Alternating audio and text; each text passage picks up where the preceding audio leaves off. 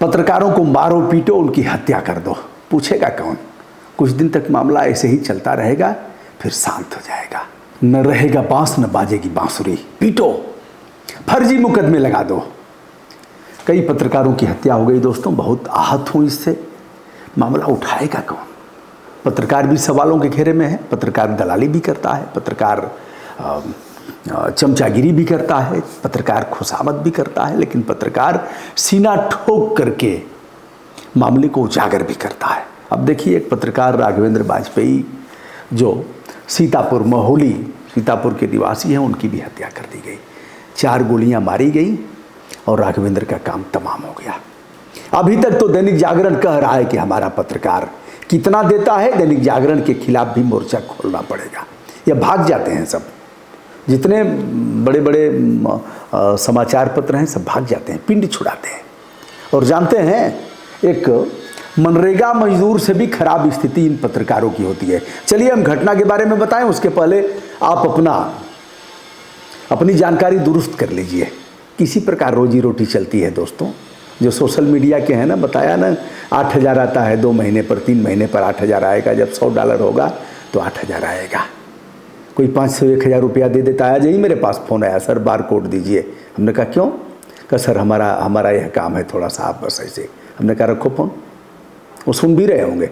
हमने कहा यह गंदा काम मैं नहीं करता, तुम्हारा आज काम आया है तो बार कोड मांग रहे हो, कल हमको गरियाओगे, कहोगे इस सनातन का घोर विरोधी और यह वाह वाह वाह वाह।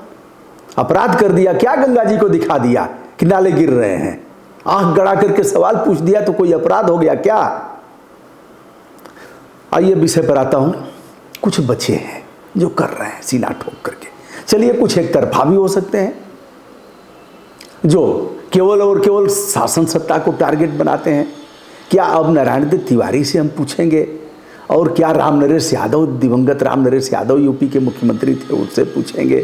क्या हम इंद्र कुमार गुजराल से पूछेंगे सवाल, जो प्रधानमंत्री कभी हुआ करते थे? क्या हम चौधरी चरण सिंह से सवाल पूछेंगे? अरे जो रहेगा उसी से न पूछेंगे।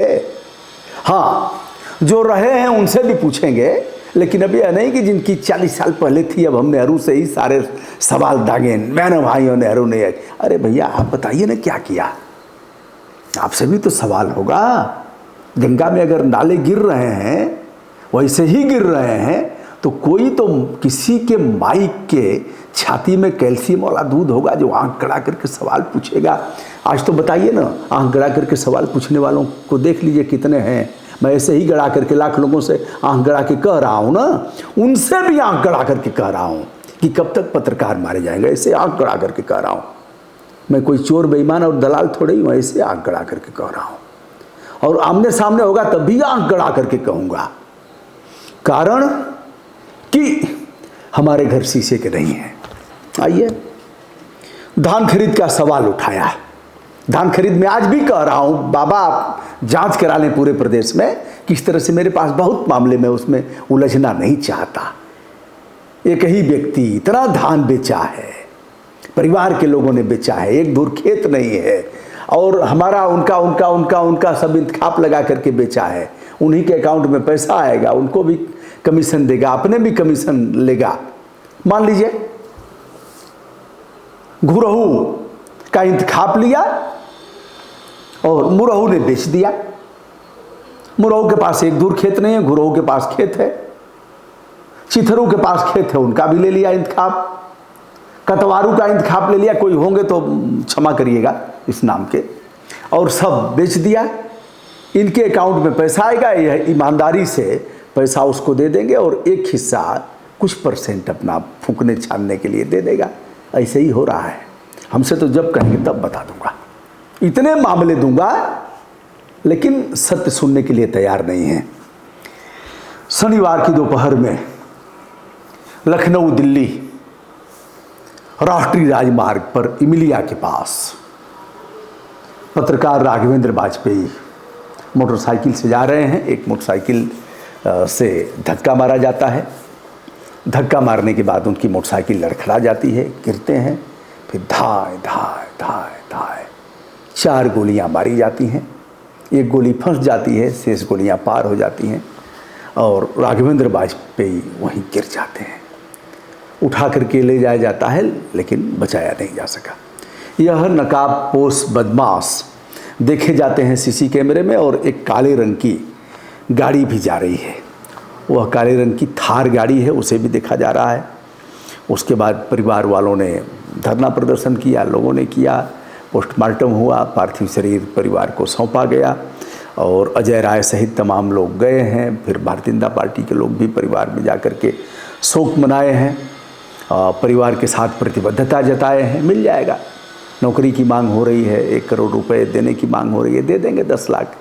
फिर तब तक नए पत्रकार की हत्या होगी, फिर नंबर किसी और का आ जाएगा, नंबर हमारा भी आ सकता है, कोई बड़ी बात थोड़ी है।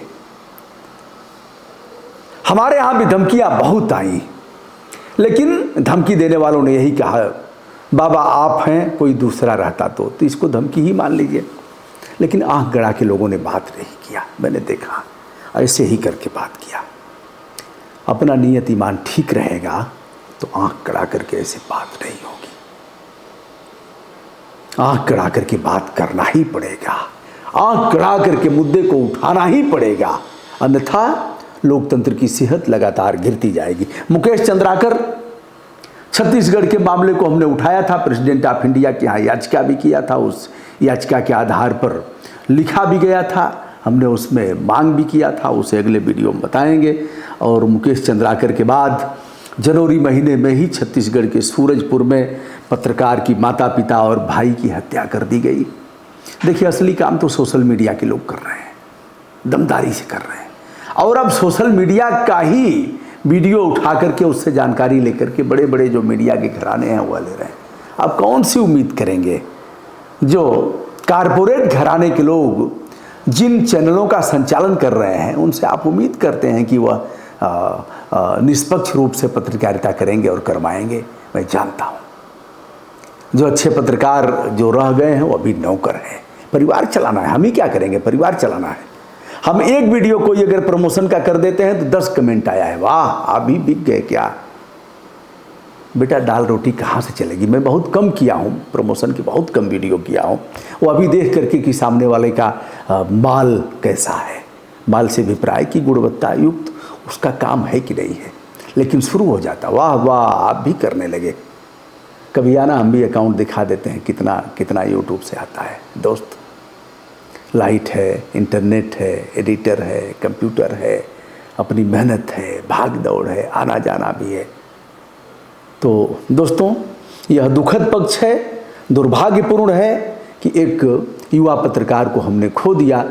आप देख सकते हैं किस तरह से खबर प्रकाशित किया था भूमाफियाओं के खिलाफ, और जो धान गेहूं खरीदते हैं इस तरह से जो बिचौलिए हैं उनका मामला उठाया था। ऐसे कैसे होगा? आप अच्छा चाहेंगे भी और इनको ट्रोल करके इनका हौसला भी गिराएंगे, दोनों कैसे होगा? कुछ लोग ही तो बचे हैं, आप उनको भी ऐसे ही ट्रोल करिए, वो भी चुप हो जाएंगे, जीना सीख लेंगे। कुछ ही तो गिनती के बचे हैं ना, उनको कर दीजिए, फिर सब जय जयकार करने लगेंगे।